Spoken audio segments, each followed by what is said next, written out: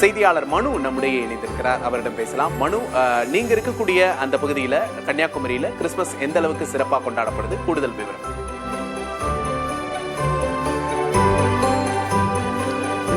குமரி மாவட்டத்தை பொறுத்த அளவில் குமரி மாவட்டத்தில் கிறிஸ்தவர்கள் அதிகமாக கிறிஸ்துமஸ் பண்டிகையை கொண்டாடக்கூடிய ஒரு மாவட்டத்தில் இருக்கக்கூடிய பல்வேறு பகுதிகளில் 800க்கும் மேற்பட்ட கிறிஸ்தவ தேவாலயங்கள் உள்ளது. அது கத்தோலிக்க திருசபையாக இருந்தாலும் சரி, சிஎஸ்ஐ திருசபைகளாக இருந்தாலும் சரி. இந்த திருசபைகளில், இந்த கத்தோலிக்க திருசபைகளில் தற்போது மாவட்டத்தில் இருக்கக்கூடிய பெரும்பாலான பகுதிகளில் இரவு கிறிஸ்து பிறப்பை கொண்டாடும் விதமாக சிறப்பு திருப்பலி நடைபெற்று முடிந்துள்ளது. தற்போது நாம் நிற்கக்கூடியது தமிழக கேரள எல்லை பகுதியில் இருக்கக்கூடிய கடற்கரை கிராமம், நீரோடி பகுதி. இந்த கேரளாவோட ஒட்டி இருக்கக்கூடிய இந்த பகுதியில் இருக்கக்கூடிய தேவாலயம் என்பது திருவனந்தபுரம் மறை மாவட்டத்தின் கட்டுப்பாட்டில் இருக்கக்கூடிய இந்த தேவாலயத்தில் மலையாளம் மற்றும் தமிழ் மொழியில் இந்த சிறப்பு திருப்பலி என்பது தற்போது நடந்து முடிந்துள்ளது. இந்த பகுதியில் இந்த திருப்பலியில் பங்கேற்ற விசுவாசி ஒருவர் நம்மோடு இருக்கிறார். அவரிடமே கேட்போம். சார், இந்த திருப்பலி என்பது நீங்க இப்போ நடந்து முடிஞ்சிருது, இந்த தேவாலயத்தினுடைய சிறப்பு என்னது? இந்த தேவாலயம் ஒரு நூற்றாண்டை கடந்த தேவாலயம்.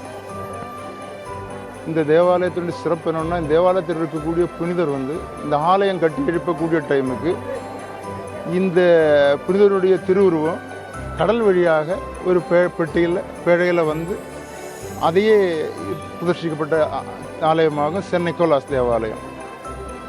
இந்த கிறிஸ்மஸ் பண்டிகைக்கு இந்த பகுதியினுடைய எல்லா மக்களும், உலகில் மேக்சிமம் இடங்களில் இருக்கக்கூடிய, இந்தியாவில் இருக்கக்கூடிய எல்லா பகுதியில் இருக்கக்கூடிய மக்களும் இந்த திருவிழாவுக்கு, இந்த பண்டிகைக்கு இங்கே வந்துடுவாங்க. இந்த பண்டிகை குறிப்பாக 7 நாட்கள் எல்லாம் நோன்பு இருக்கக்கூடிய மக்கள் நிறைய ஆட்கள் இருக்காங்க. நோன்பு இருந்து பண்டிகை சிறப்பாக கொண்டாடக்கூடிய மக்களாக இங்கே இருக்கக்கூடிய ஏனைய மக்கள் எல்லாம்.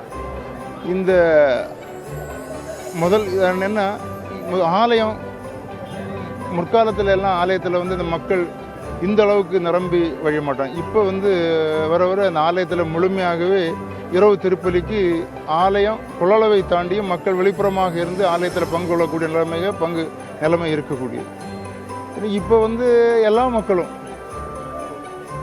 ஏழை என்னும் பணக்காரனும் இல்லாமல் எல்லா மக்களும் புத்த ஆடைகள் எடுத்து ரொம்ப குதூகலத்தோட கிறிஸ்து பிறப்பை கொண்டாடுறதுக்கு எங்களோட எல்லா மக்களும் இது பண்ணக்கூடிய வழக்கமாக இருந்துட்டு.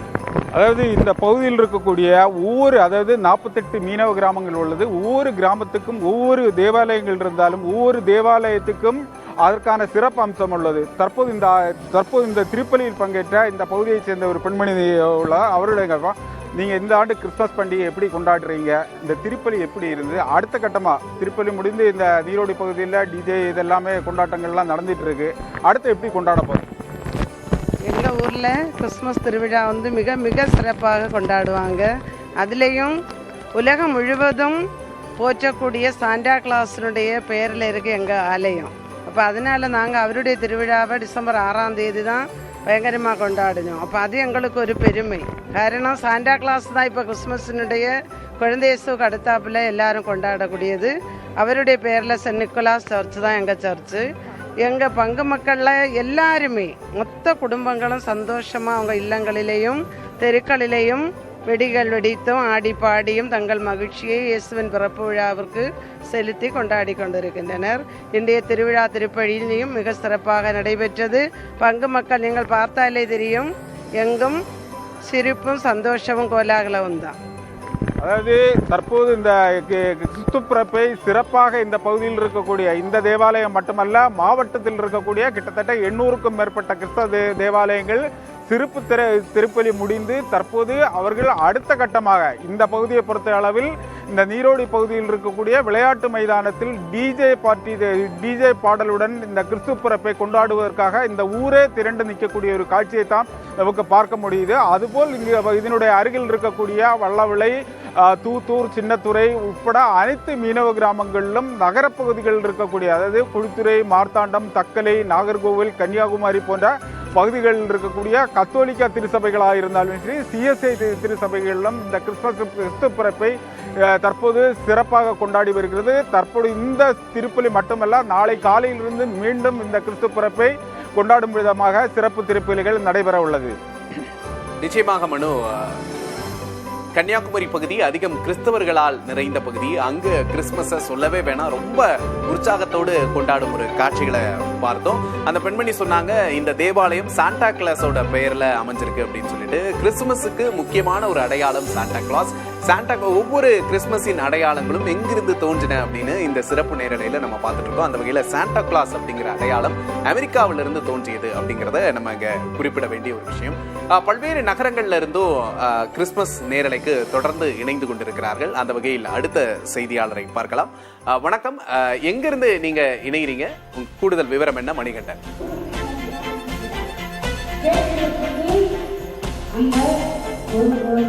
மணிகண்டன், கூடுதல் விவரம். நாடு முழுவதும் கிறிஸ்துமஸ் பண்டிகை இன்றைய தினம் வெகு விமர்சையாக கொண்டாடப்பட்டு வருகிறது. அந்த வகையில் எந்தவித உற்சாக குறைவும் இல்லாமல் ஈரோடு மாவட்டத்திலும் கிறிஸ்துமஸ் பண்டிகையானது கொண்டாடப்பட்டு வருகிறது. அந்த வகையில் நான் இப்போது இருக்கக்கூடிய பகுதி பன்னீர்செல்வம் பூங்காவில் ஸ்டேட் பேங்க் சாலையில் அமைந்திருக்கக்கூடிய புனித அமல அன்னை ஆலயம்தான். இந்த ஆலயத்தில் கிறிஸ்து இயேசு பிறப்பை இங்கு கூடியிருக்கக்கூடிய கிறிஸ்தவர்களுக்கு காட்சிப்படுத்தும் வகையில் பங்கு தந்தையாக இருக்கக்கூடிய ராயப்பன் அவர்கள் குழந்தை இயேசு பிறப்பை சரியாக 12 மணிக்கு குழந்தை இயேசுவை அறிமுகப்படுத்துவார். அதனைத் தொடர்ந்து ஆலயத்திற்குள் வைத்திருக்கப்பட்ட குடிலில் அந்த குழந்தை இயேசுவை வைத்து சிறப்பு வழிபாடு செய்வார். அந்த வகையில் தற்போது இங்கே இருக்கக்கூடிய அனைவரும் முன்னிலையும் குழந்தை இயேசு பிறப்பை அறிவித்த பிறகு தற்போது சிறப்பு ஆராதனை என்பது நடைபெற்று வருகிறது. இந்த வகையில் இங்கே இருக்கக்கூடிய கிறிஸ்தவர் ஒருவர் நம்மளிடம் இருக்கார், அவரிடமே கேட்போம், இந்த கிறிஸ்துமஸ் பண்டிகை எவ்வளவு மிக சிறப்பாக வாய்ந்ததற்கு எப்படி நீங்கள் செலிப்ரேட் பண்ணிட்டீங்க? இந்த கிறிஸ்துமஸ் பண்டிகை இந்த தேவாலயத்தை பொறுத்தளவில் இப்போது சமீபத்தில் 182வது அன்னையின் பெருவிழாவை கொண்டாடினோம். இப்போது 2025வது ஆண்டுக்கான ஜூபிலி கிறிஸ்துமஸ் இது எங்களுக்கு ரொம்ப சிறப்பான ஆண்டு. ஒவ்வொரு அன்பியங்கள் மூலமாக நாங்கள் ஒரு 15-20 நாட்களாக வீடு வீடாக சென்று கிறிஸ்து பிறப்பை பற்றிய அறிவிப்புகளை நாங்கள் ஒவ்வொருத்தருக்கும் அறிவித்தோம். கேரல்ஸ் பாடி, கிறிஸ்துமஸ் கீதங்கள் பாடி, இனிப்புகள் வழங்கி கொண்டாடினோம். இப்பொழுது ஒட்டுமொத்தமாக இந்த கிட்டத்தட்ட 40-45 அன்பியங்கள் ஒன்று சேர்ந்து பங்கு தந்தையினுடைய தலைமையில் சிறப்பான ஒரு கிறிஸ்துமஸ் பெருவிழாவை நாங்கள் இங்கே கொண்டாடி கொண்டிருக்கிறோம். நீங்கள் சொல்லுங்கம்மா, எப்படி நீங்கள் கிறிஸ்துமஸ் கொண்டாடப்பட்டு வருது? எப்பயுமே ஆண்டவர் பிறப்பு ரொம்ப சந்தோஷமாகவும் குதூகலமாகவும் இருக்கிறோம். அதே மாதிரி ஆண்டவர் எல்லா தேவாலயத்திலும் எல்லாருமே குதூகலமாக சந்தோஷமாக கிறிஸ்துமஸ் கொண்டாடிக்கிறோம். தொடர்ந்து கிறிஸ்துமஸ் பண்டிகை கடும் பணியிலும் இந்த பகுதியில் கிறிஸ்தவர்கள் அதிக அளவு இந்த இயேசு பிறப்பை கொண்டாடும் வகையில் தேவாலயங்களில் ஒன்று கூடி கிறிஸ்துமஸ் தினத்தை வெகுவிமர்சையாக கொண்டாடப்பட்டு வருகிறது. நன்றி மணிகண்டன். கூடுதல் விவரங்களுக்கு விவசாயிகள் அதிகம் இருக்கக்கூடிய ஈரோடு பகுதியிலிருந்து நம்ம நேரலையை பார்த்தோம். அடுத்ததாக சங்கரன் கோவிலிருந்து செய்தியாளர் டேவிட் இணைந்திருக்கிறார். டேவிட், சங்கரன் கோவில்ல எந்த அளவுக்கு சிறப்பா கிறிஸ்துமஸ் பண்டிகை கொண்டாடப்படுது? கூடுதல் விவரம் என்ன டேவிட்? தென்காசி மாவட்டம் இன்றைய தினத்துல சரியாக 11:30 மணி அளவில் முன்னதாகவே அனைத்து தேவாலயங்களும் சிறப்பு வழிபாடு ஆரம்பிக்கப்பட்டது. ஒரு சில கோயில்களும் முளைப்பாரி எடுத்தும் வெடி போட்டும் சரியாக 12 மணி அளவில் கிறிஸ்துமஸ் தினத்தை வரவேற்கும் விதமாக, குறிப்பாக உலக மீட்பர் ஆலயம், சின்னப்பராயப்பர் சேர்ந்தமரம் ஆலயம், இந்த 2 தேவாலயங்களும் வித்தியாசமான முறையில் கொண்டாடப்பட்டது.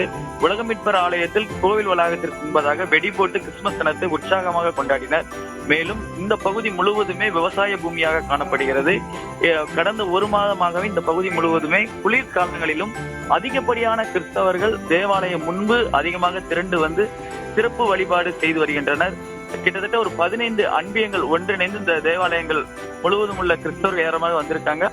குறிப்பா நம்ம நிற்கக்கூடிய பகுதியில் இந்த புளியங்குடி பகுதியை பொறுத்தளவு தற்பொழுது வரைக்கும் கூட்டங்கள் குறைவில்லாமல் நிறைவாக நடைபெற்று வருகிறது. முளைப்பாரி எடுத்தும் வெடி போட்டும் தங்களுடைய மகிழ்ச்சியை வெளிப்படுத்தி வருகின்றனர். பல்வேறு பகுதிகளிலையும் கிறிஸ்துமஸ் உற்சாகமா கொண்டாடப்படுது. நீங்க சொன்ன மாதிரி வித்தியாசமான நிறைய கலாச்சாரங்கள் கிறிஸ்துமஸ்க்குள்ள உள்ள வர்றதா நம்மளால பார்க்க முடியுது. இந்த புதுக்கோட்டை, திண்டுக்கல் பக்கம்லாம் ஜல்லிக்கட்டு நடத்துறாங்க. இங்க முளைப்பாரி எடுக்கிறது அப்படிங்கிறது ரொம்ப வித்தியாசமான ஒரு நிகழ்வா இருக்கே, இது எப்படி உள்ள வந்தது? முளைப்பாரி இது முதல் முறையாக இந்த பகுதியில் கொண்டு வரப்பட்டுள்ளது. எதற்காக என்று தெரியல. வந்த அனைவருக்குமே இங்கு உள்ள அன்பியங்கள் அது மறைமலை தந்தை அவர்கள் ஆசீர்வாதம் பண்ணி அந்த குடிலுக்கு முன்பதாக அழகு ஊட்டும் வண்ணமாகவே இந்த முளைப்பாரி எடுத்து வைக்கப்பட்டுள்ளது. அந்த குடில்கள் ஒவ்வொரு இடத்திலும் ஒவ்வொரு விஷயமாக செய்யப்படுகிறது. சேர்ந்தமரம் அந்த சின்னப்பராயப்பர் தேவாலயத்தில் வந்து பழமையை வெளிப்படுத்தும் வகையாக குடில் அமைக்கப்பட்டுள்ளது. அதே போல நம்ம உலக மீட்பர் தேவாலயத்தில் வந்து குடில்களுக்கு முன்பதாக அழகு ஊட்டும் வண்ணதற்காகவே இந்த முளைப்பாரி எடுத்து வந்திருக்காங்க. நிச்சயமாக டேவிட், சங்கரன் கோவிலில் இருந்து கூடுதல் விவரங்களை பகிர்ந்துள்ளமைக்காக நன்றி. பல்வேறு மாவட்டங்களிலும் கிறிஸ்துமஸ் பண்டிகை எவ்வாறு உற்சாகமாக கொண்டாடப்படுகிறது என்பதை பார்த்து வருகிறோம்.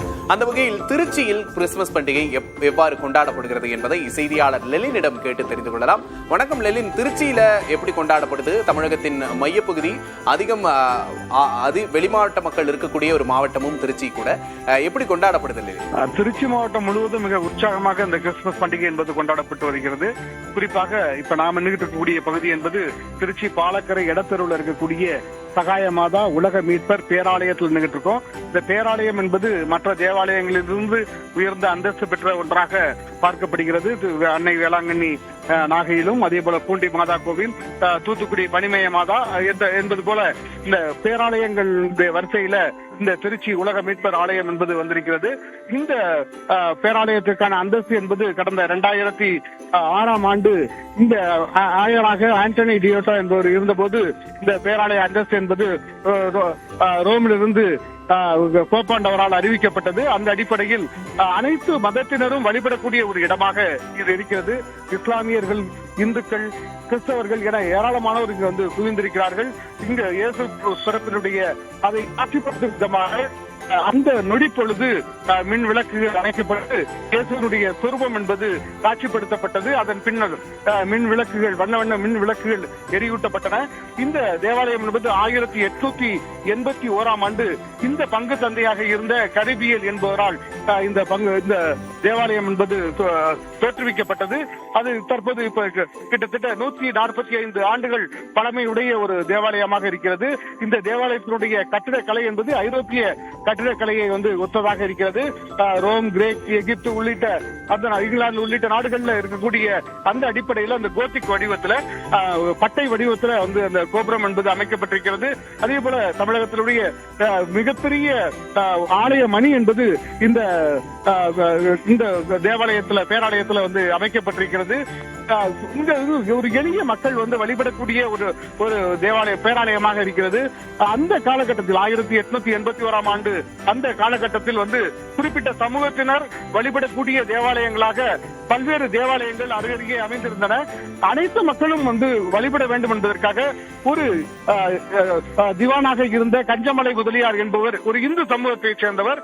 அவர் இந்து மதத்தை சேர்ந்தவராக இருந்தாலும் கூட ஒரு கிறிஸ்தவ தேவாலயத்தை கட்டுவதற்காக இடத்தை வந்து கொடுத்திருக்கிறார். அந்த அடிப்படையில் உருவாக்கப்பட்ட ஒரு பேராலயம். நிச்சயமாக லெலின், 1800களில் கட்டப்பட்ட ஒரு பழமையான தேவாலயத்தை எங்களுக்கு காட்சிப்படுத்தினீங்க. அந்த தேவாலயத்தின் சிறப்புகள், மேலும் திருச்சியில எந்த அளவுக்கு சிறப்பா கொண்டாடுறாங்க அப்படிங்கிற ஒரு முக்கியமான தகவலையும் பகிர்ந்துக்கிட்டீங்க. தமிழகத்தின் மிக முக்கிய நகரங்கள்ல இருந்தும், டெல்லியில இருந்தும், நாட்டின் பல்வேறு முக்கிய நகரங்கள்ல இருந்தும் நம்ம சிறப்பு நேரலையை தொடர்ந்து பார்த்துக்கிட்டே இருக்கோம். அந்த வகையில சென்னையிலும் பல்வேறு முக்கிய இடங்கள்ல, சாந்தோம், பெசன்ட் நகர் போன்ற இடங்கள்ல இருந்தும் செய்தியாளர்கள் இணைஞ்சிருக்கிறாங்க. பெசன்ட் நகர்ல இருக்கக்கூடிய செய்தியாளர் வீரகுமார்கிட்ட பேசலாம். வீரகுமார், வணக்கம். தற்போது பெசன்ட் நகர்ல எந்த அளவுக்கு சிறப்பா கொண்டாட்டங்கள் போய்கிட்டு இருக்கு, தற்போதைய தகவல்? விக்னேஷ், உலகெங்கும் கிறிஸ்துமஸ் பண்டிகை தற்போது கோலாகலமாக கொண்டாடப்பட்டு வருகிறது. நாம் சென்னையில் பிரசித்தி பெற்ற தேவாலயங்களில் ஒன்றாக இருக்கக்கூடிய பெசன்ட் நகர் அன்னை வேளாங்கண்ணி ஆலயத்தில் இருக்கிறோம். சரியாக 12 மணி அளவில் கிறிஸ்து பிறப்பு நிகழ்வு இங்கு கோலாகலமாக கொண்டாடப்பட்டது. அதனைத் தொடர்ந்து கிறிஸ்து பிறந்ததற்கு பிறகு உண்டாக இருக்கக்கூடிய சிறப்பு கூட்டு பிரார்த்தனை நிகழ்வு தற்போது நடைபெற்று வருகிறது. அந்த காட்சிகளை தான் நமது ஒளிப்பதிவாளர் விஜய் நமக்கு தற்போது காட்டிக் கொண்டிருக்கிறார். கிட்டத்தட்ட ஆயிரக்கணக்கானோர் அந்த மாஸ் என்று சொல்லக்கூடிய அந்த சிறப்பு பிரார்த்தனை கூட்டத்தில் கலந்து கொண்டு கிறிஸ்துவை தற்போது மனமுருகி வழிபட்டு வருகிறார்கள். சரியாக 12 மணிக்கு கிறிஸ்து பிறந்த அந்த நேரத்தில் நாம் இந்த கூட்டு பிரார்த்தனையில் ஈடுபட்டு நமக்கு தேவையானதை வேண்டணும்னா அந்த நேரத்தில் அந்த கிறிஸ்து நம்ம வேண்டியதை உடனே அளிப்பார் என்பது இந்த கிறிஸ்துவர்கள் பின்பற்றி வரக்கூடிய ஒரு மரபாக இருக்கிறது. அதனுடைய எதிரொலியாக தான் தற்போது கிறிஸ்து பிறப்புக்கு பிறகான சிறப்பு கூட்டு பிரார்த்தனை வழிபாடு சென்னை பெசநகரில் இருக்கக்கூடிய அன்னை வேளாங்கண்ணி தேவாலயத்தில் நடைபெற்று வருகிறது. ஆயிரக்கணக்கானோர் ஒன்று கூடி இந்த சிறப்பு கூட்டு பிரார்த்தனையில் தற்போது ஈடுபட்டு வருகிறார்கள். சென்னையில் சமீப நாட்களாகவே பனிப்பொழிவினுடைய தாக்கம் தொடர்ந்து அதிகரித்து வந்தது. பனிப்பொழிவிலும் தற்போது ஆயிரக்கணக்கானோர் திரண்டு இந்த கிறிஸ்து பிறப்பு சிறப்பு கூட்டு பிரார்த்தனையில் ஈடுபட்டு வருகிறார்கள். சரியாக 12 மணிக்கு தேவாலயத்தினுடைய அனைத்து விளக்குகளும் அணைக்கப்பட்டது. அதனைத் தொடர்ந்து கிறிஸ்து பிறப்பு நிகழ்வை எதிரொலிக்கக்கூடிய வகையில் விளக்குகள் ஒன்றொன்றாக ஒளிரூட்டப்பட்டு கிறிஸ்து பிறப்பு இந்த தேவாலயத்தில் காட்சி தரப்பட்டது. அந்த காட்சிகளை தான் நமது ஒளிப்பதிவாளர் விஜய் தற்போது காட்டிக் கொண்டிருக்கிறார்கள். ஒவ்வொருவரும் சென்னையினுடைய வெவ்வேறு பகுதிகளிலிருந்து ஒன்று திரண்டு மனமுருகி இயேசு கிறிஸ்துவை தற்போது வழிபட்டு வருகிறார். இவ்வளவு மக்கள் கூடியிருக்கிறது அப்படிங்கிறது ரொம்ப ஆச்சரியமான ஒரு விஷயமாக இருக்கிறது. வீரகுமார், தற்போது நாளை இந்த தேவாலயத்தில் என்னென்ன சிறப்பு நிகழ்ச்சிகளுக்கு ஏற்பாடு செய்யப்பட்டிருக்கு, அது தொடர்பான தகவல் இருக்கா?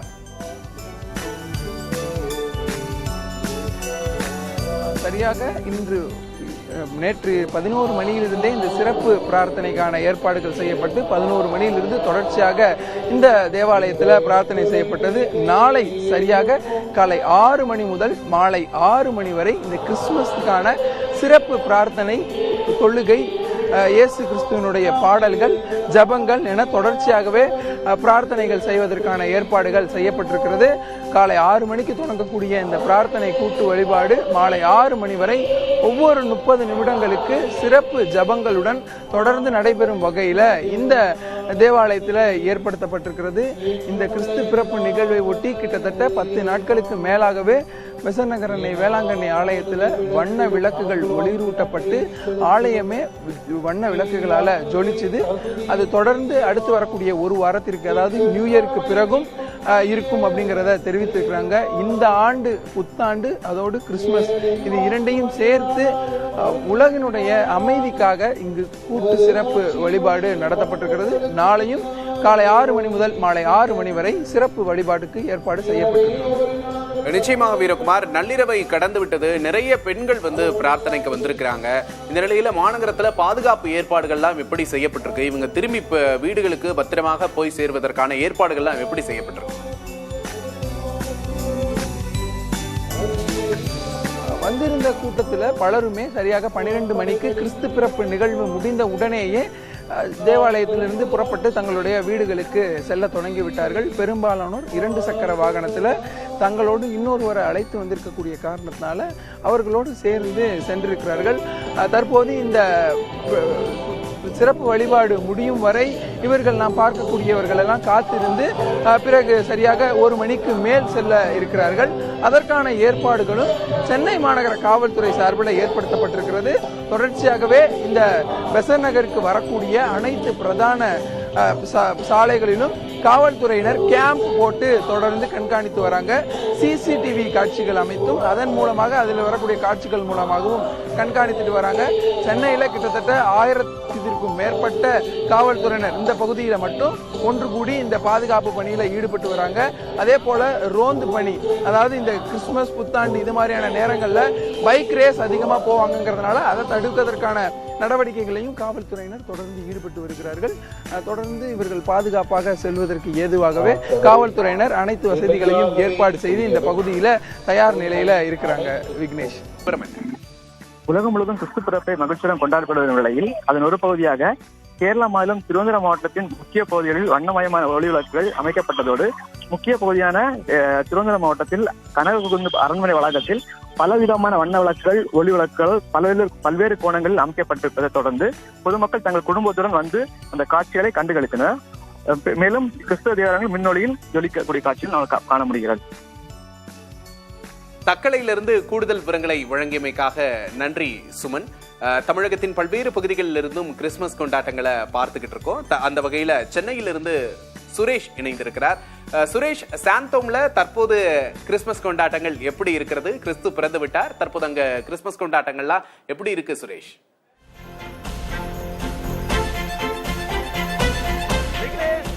சென்னையில் இருக்கக்கூடிய சாந்தோம் தேவாலயம் என்பது புனித தோமையார் தேவாலயம் என்று அழைக்கப்படுகிறது. இந்த தேவாலயம் மிக ஒரு பழமையான தேவாலயங்களில் ஒன்றாக இருக்கிறது. இந்த தேவாலயத்தில் கிறிஸ்துமஸ் விழாவையொட்டி வண்ண விளக்குகளால் அலங்கரித்து விழா கோலமாக இருக்கிறது. எல்லோரும் உற்சாகமாக மகிழ்ச்சியாக இருந்து கொண்டிருக்கிறார்கள். ஏனென்றால் இயேசு கிறிஸ்து பிறந்த அவதரித்த இந்த நாளை தான் கிறிஸ்துமஸ் விழா கொண்டாடக்கூடிய வேளையில் இன்றைய தினம் இயேசு கிறிஸ்து பிறந்ததாக அந்த சொரூபத்தை சென்னையில் இருக்கக்கூடிய மயிலை மறைமாவட்டத்தினுடைய பேராயர் அவர்கள் ஜார்ஜ் அந்தோணிசாமி அவர்கள் தலைமையில் இந்த இயேசு கிறிஸ்து பிறப்பை அப்படியே தத்ரூபமாக அவர்கள் நடத்தினார்கள். அதைத் தொடர்ந்து தற்போது சிறப்பு திருப்பலி என்பது நடைபெற்று வருகிறது. ஆயிரக்கணக்கான கிறிஸ்தவர்கள் இந்த சிறப்பு திருப்பலியில் பங்கேற்றிருக்கிறார்கள். பார்த்து கொண்டிருக்கிறோம். குடும்பமாக தங்களுடைய குழந்தைகளோடு தங்களுடைய குடும்ப உறுப்பினர்களோடு எல்லோரும் புத்தாடை அணிந்து மிக மகிழ்ச்சியாக இந்த கிறிஸ்துமஸ் திருப்பலியில் கலந்து கொண்டிருக்கிறார்கள். அதே போன்று ஒருவருக்கொருவர் அவர்கள் கிறிஸ்துமஸ் வாழ்த்துக்களையும் பகிர்ந்து கொண்டிருக்கிறார்கள்.